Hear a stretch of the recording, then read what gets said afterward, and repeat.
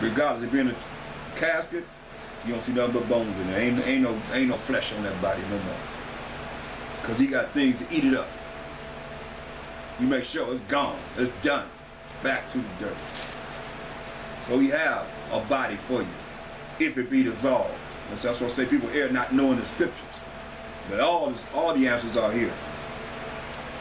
So in this we groan earnestly, this is verse 2, desiring to be clothed upon with our house which is from heaven. If so be that being clothed we shall not be found naked. We're not going to be exposed to wickedness.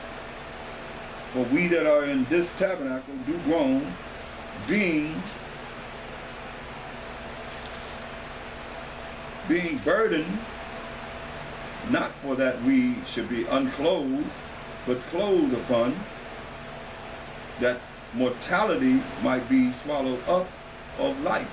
This mortal body might be swallowed up with eternal life, or living forever with the body that the Most High can give us. That's like he have a body that can give us and last forever. He has a body also that will burn, where the worms never die and the fires never quench.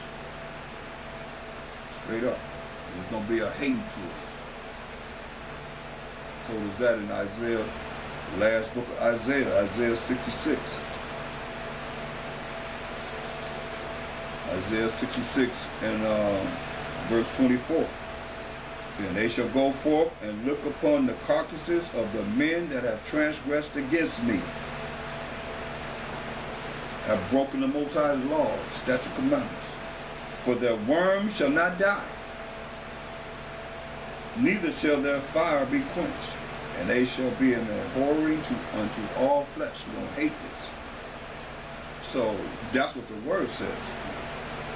It ain't something we making up. It's it right here. Now, Hamashiach Yahushua talked about it. About the same thing. Many a times. This is why we have to have the fear of the Most High. He just said, I'm going to melt you. He said consuming fire. Y'all playing around. People playing around with them. And then when somebody feels sorry for them, when you start tapping that butt, nah. You better know what you know. He said, look, verse 43 of Mark the 9th chapter. And if thy hand offend thee, cut it off. It is better for thee to enter into life, everlasting life, maimed, than having two hands to go into hell, into the fire that never shall be quenched, where their worm dieth not, and the fire is not quenched. You gotta have a body to feel that. Verse 40, it's verse 45. I mean, if you're handling something that's wrong, stop doing it. Leave it alone. Verse 45. And if thy foot offend thee, cut it off. Where you going? You walking somewhere? You keep going somewhere where it's wicked? You doing wicked? Stop doing it. It is better for thee to enter it hot into life. That's everlasting life. Than having 2 feet to be cast into hell, into the fire that never shall be quenched, where their worm dieth not, and the fire is not quenched. See? And if thine eye, that you looking at, offend thee, pluck it out. It is better for thee to enter into the kingdom of the Most High with 1 eye, than having 2 eyes to be cast into hell fire, where the worm dieth not, and the fire is not quenched. Going back to Ezekiel 22 and 20. Ezekiel 22 and 20 says, as they gather silver and brass and iron and lead and tin into the midst of the furnace, to blow the fire upon it, to melt it, so will I gather you in mine anger and in my fury, and I will leave you there and melt you. So he's going to leave you there and melt you. Yeah, I will gather you and blow upon you in the fire of my wrath, and ye shall be melted in the midst thereof. This from the Most High. As silver is melted in the midst of the furnace, so shall ye be melted in the midst thereof. And ye shall know that I, the Most High, have poured out my fury upon you. See? That's how He gonna make you know. All you that don't believe, all you that don't want to accept His word. I want to look at something pertaining to the respect of elders.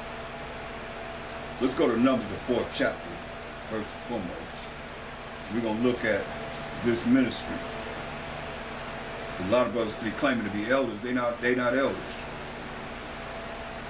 Look at this. Numbers 4:1. And the Most High spake unto Moses and unto Aaron, saying, take the sum of the sons of Kohath from among the sons of Levi, after their families. These are Levi's are the priests, the ones that administrated the law to all the 12 tribes of Israel, just as we're doing right now, by the house of their fathers. This is what He said. From 30 years old and upward, even unto 50 years old, all that enter into the host, that's the army, to do the work in the tabernacle of the congregation. This shall be the service of the sons of Kohath in the tabernacle of the congregation about the most holy things. See? From 30 to 50 years old is the ministry. You're not no elder till you after 50 years old. After 50, that's when you became 50, or you become 50, that's when you become an elder. 50 on. Till then, you're not no elder. And people that's older don't respect you as an elder. I'm just trying to tell you, young brothers, nobody respect you as no elder. You ain't lived long enough. You ain't been through enough. Oh, because you know a few scriptures? You think you're an elder? No, you're not. That don't make you no elder.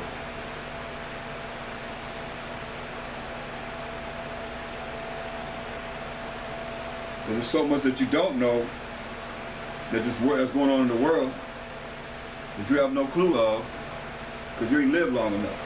See, remember, every year is at least 360 days.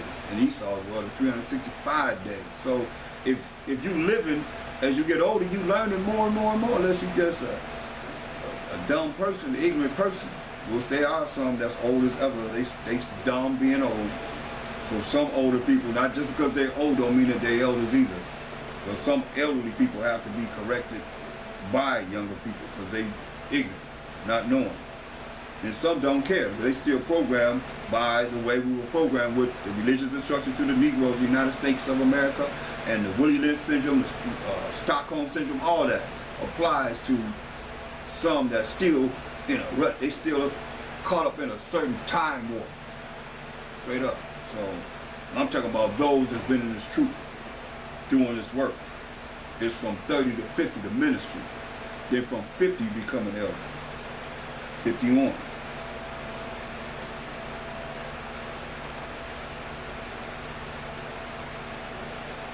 So I want to look at that. Go to Leviticus. You can read the whole chapter from Numbers, the 4th chapter. It tells you over and over again. Each of the priests, they were 30 to 50. That's why, before I go there, let me get something else so you'll see. That was the age, which was what? 30 years old. Started what? The ministry. That's when you was able to teach the congregation. Like going to the tabernacle and teach, get up on the podium and teach. That was the age that the ministry, according to the law, was 30 to 50.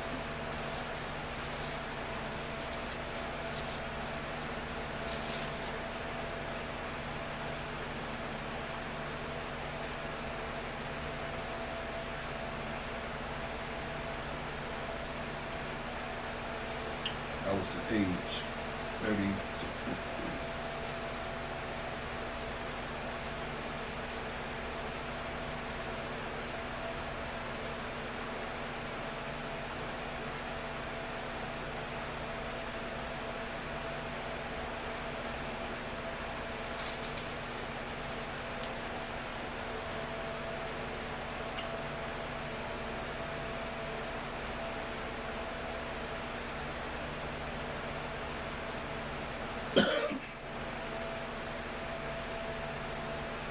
So let's look at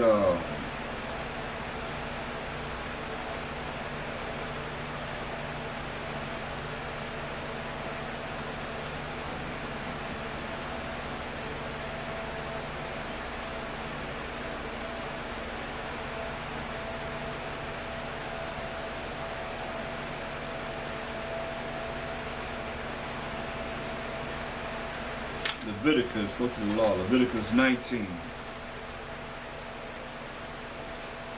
Leviticus 19th chapter and 32nd verse. Thou shalt rise, this is the law, thou shalt rise up before their hoary head and honor the face of the old man and fear thy power. I am the Most High. We said when the elderly came in, we got up. It's something like what you see in certain families when the elder came in. Everybody respected the oldest of the family, the elders of the family. But then when you come into truth, all of a sudden now you get a little knowledge that's puffed your butt up, and now you don't respect elderly people. I always respect elderly people because I know they had to go through a lot. They lived before me. I know what I had to go through, and I know what they had to go through just to be here today. Some have went through wars, some have been through all kind of oppression and crap and discrimination. Not like you could see it, not as you could read about it or somebody can tell you about it, because a lot of you ain't lived it. You ain't seen nothing. You only can read about it or hear about it. Somebody got to tell you about it. You ain't lived none of that. But since you came up, your role was already paid for you. That's why you can't relate. Except for reading something, you can't understand something you ain't lived it. Not to the utmost, I'm saying. You know nothing about that. Leviticus 19:32 again. Thou shalt rise up before the hoary head and honor the face of the old man and fear thy power. I am the Most High. That's a law. So a lot of you don't respect that. You don't fear the Most High. That's why he said this. Ezekiel 22 and 20. As they gather silver and brass and iron and lead and tin into the midst of the furnace to blow the fire upon it, to melt it. You put those metals into a furnace. So will I gather you in my anger and in my fury, and I will leave you there and melt you. There'll be a whole lot of you out there that's going to be melted if you don't repent and follow what the Most High said do. Yeah, I will gather you and blow upon you in the fire of my wrath. You know when you blow on fire, it get hotter and hotter and hotter. And ye shall be melted in the midst thereof. As silver is melted in the midst of the furnace, so shall ye be melted in the midst thereof. And ye shall know that I, the Most High, have poured out my fury upon you. What you gonna do when that comes for you? What you gonna do then? Huh? Big bad Israelites. What you gonna do then? When the Most High bring that wrath on you. This is what you're doing. That's why you gotta fear the Most High. It tells you when look at Ezekiel 20 and 8. But they rebelled against me and would not hearken unto me.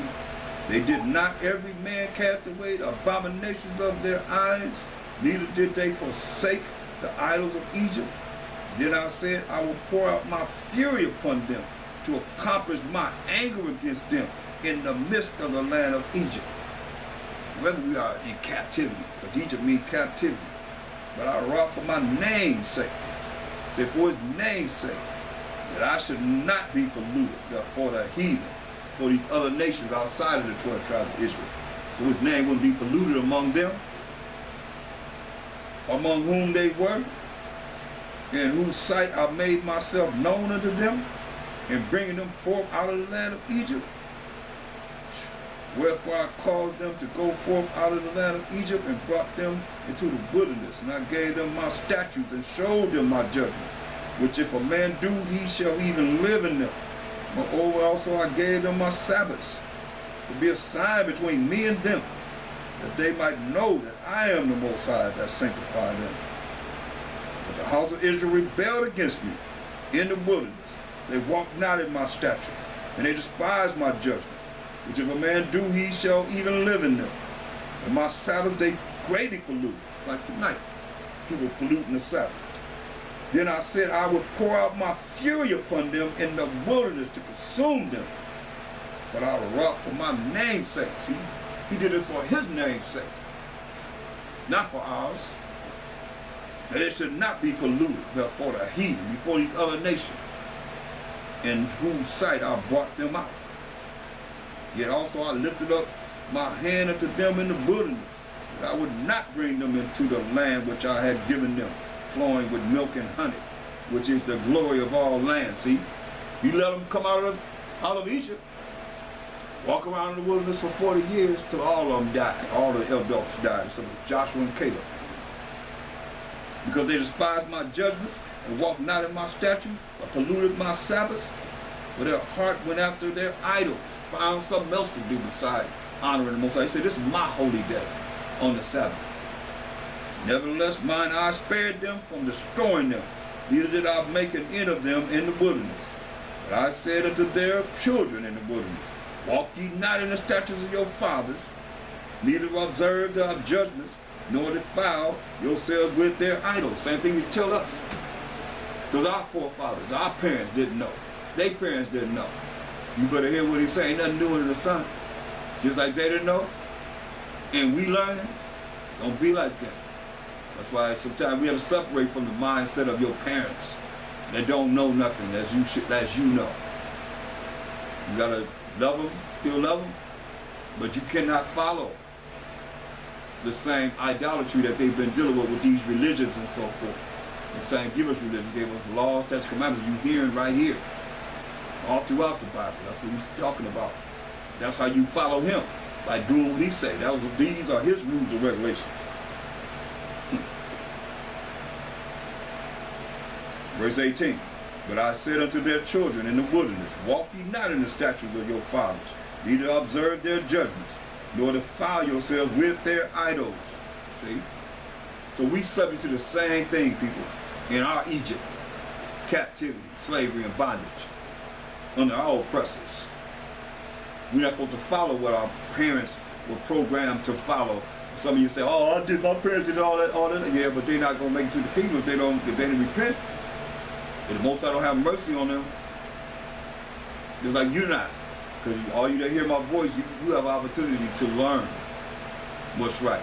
You have no choice. You're going to be with many stripes. A whole lot of people are going to be with a whole lot of stripes. They think they get away with something, you get away with nothing. The angels are recording everything. And the Most High say he showed his secrets to his prophets, his servants, the prophets. So he let those that are with him know your wickedness, all your abominations that you be doing. So I am the Most High your power. Walk in my statutes and keep my judgments and do them, and hallow my Sabbaths, and they shall be a sign between me and you. Hear this? So what kind of sign do you have between the Most High and you defiling his Sabbath? You're not observing his Sabbath. All you that go to church on the first day of the week, and you that know and still don't honor his Sabbath. You better understand this. He's saying, hallow my Sabbath, and they shall be a sign between me and you, that ye may know that I am the Most High your power. Notwithstanding, nevertheless, the children rebelled against me. They walked not in my statutes, as it is today, neither kept my judgments to do them, which if a man do, he shall even live in them. They polluted my Sabbath. Then I said, I will pour out my fury upon them. And when that fury be poured upon someone that you know, they know better, or they should know better, they've been told, and they pollute his Sabbath, they do abominable things on his Sabbath, she's going to pour out the fury on you. Then I'll pour out my